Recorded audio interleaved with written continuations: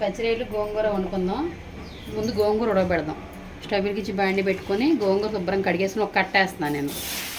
KG పచ్చిరేడికి ఒక కట్ట గోంగూర సరిపోద్ది. కొద్దిగా మగ్గనిద్దాం.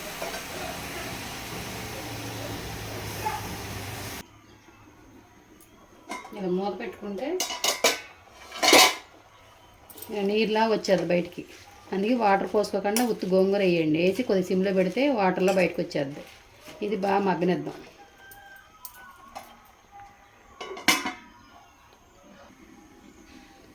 ఒకసారి చూద్దాం. ఇది దగ్గరికి రావాలి. కొంచెం ఇంకా నీరు ఉన్నది కొద్దిగా ఇంకిపోయి బాగా కొద్దిగా మెత్తగా లేహులా తయారైపోద్ది. మనం రుబ్బుకోవసరలో ఒక్క రవ్వ ఉడకనిద్దాం.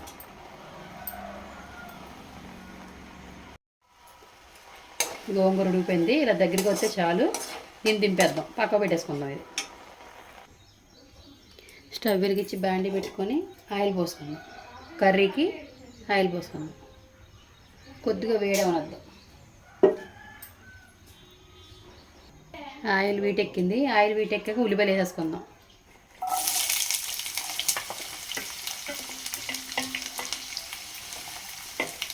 దీంట్లోనే కొద్దిగా సాల్ట్ వేసుకుందాం. ఉల్లిపాయలు తొందరగా కొద్దిగా మగ్గుతాయి అన్నమాట సాల్ట్ వేసుకుంటే.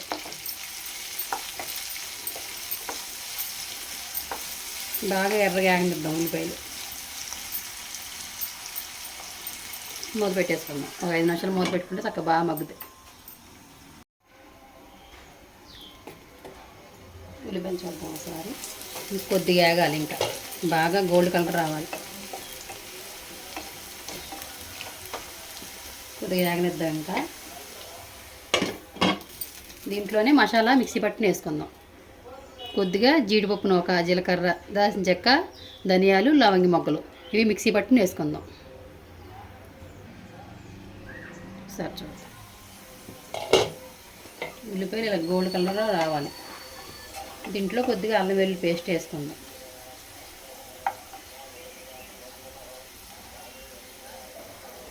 కొద్దిగా ఒక చెంచా అల్లం వెల్లుల్లి పేస్ట్ వేసుకుందాం.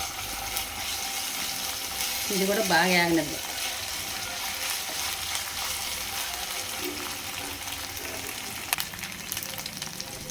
ఈ అల్లం వెల్లుల్లి పేస్టు వేగుతుంది కదా, దీంట్లోనే ఇప్పుడు పట్టిన మసాలా కూడా వేసేద్దాం.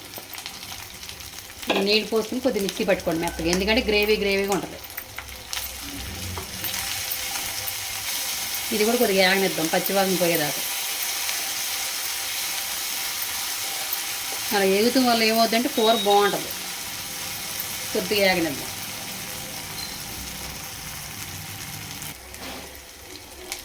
ఇలా నూనె తేలింది కదా, ఇలా బాగా మగ్గిపోయినట్టే. మసాలా కూడా బాగా మగ్గింది. దీంట్లోనే కొద్ది పసుపు వేసుకుందాం.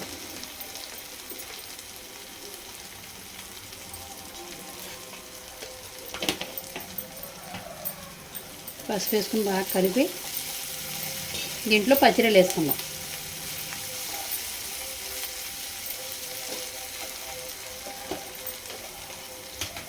నేను పచ్చిరొయ్యలు బాగా కడిగేసుకొని కొద్దిగా పొయ్యి మీద పెట్టి ఆయించా. పసుపు, ఉప్పు, కారం వేసి నూనె వేసి కొద్దిగా ఆయించా. ఇలాగైతే ఎన్ని రోజులు నిల్వ ఉంటాయి.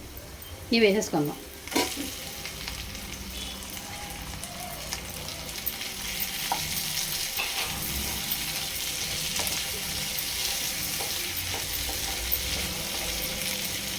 దీంట్లో కొద్దిగా కారం వేసుకుందాం.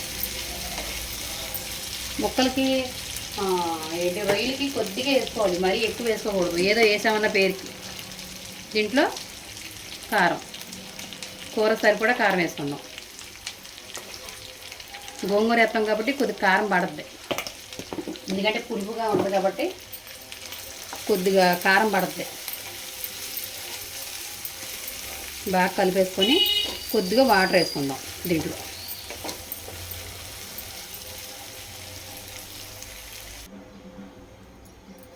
ఇలా వాటర్ పోసుకొని కొద్దిగా బాగా కలుపుకొని మూత పెడదాం ఒక 5 నిమిషాలు.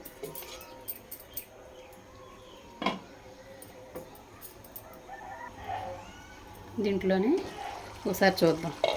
ఆయిల్ పైకి తేలింది కదా, కర్రీ దగ్గరగా వచ్చింది. దీంట్లోని గోంగూర వేసుకుందాం. ఇందులో ఉడకబెట్టాక గోంగూర వేసేసుకుందాం.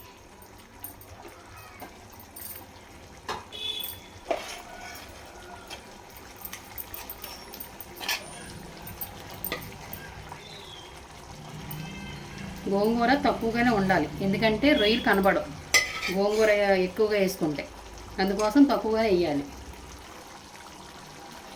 గోంగూర వేసుకొని బాగా కలుపుకుందాం కలిసేటట్టు.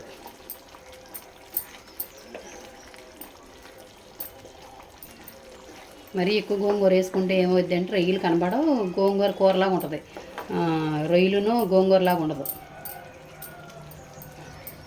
దీన్ని కొద్దిగా కలిపేసుకొని బాగా మూత పెడదాం ఒక 5 నిమిషాలు. ఆ పులుపు కట్ట అన్నీ పడతాయి బాగా.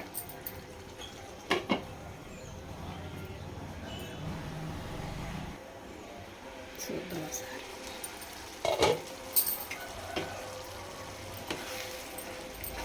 బాగా కలుపుకొని దీంట్లోనే కొద్దిగా పచ్చిమిరపకాయలు వేసుకుందాం. పచ్చిమిరపకాయలు సన్న తరుక్కుని లాస్ట్లో వేసుకుంటే ఆ ఫ్లేవర్ బాగుంటుంది. కొత్తిమీర కూడా వేసుకొని బాగా కలుపుకుందాం.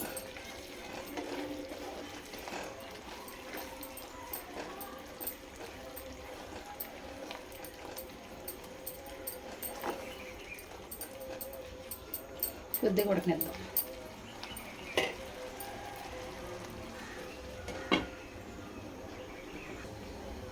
చూద్దాం ఒకసారి.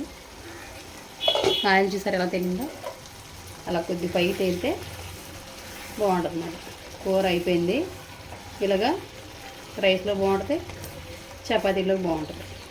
చూసారా గోంగూర ఒక కట్ట ఎత్తేనే ఇలాగ అయింది. ఏదో ఎక్కువ ఎత్తే ఇంకా బాగోదు, రొయ్యలు కనబడవు అసలు. పచ్చిరొయ్యలు గోంగూర రెడీ.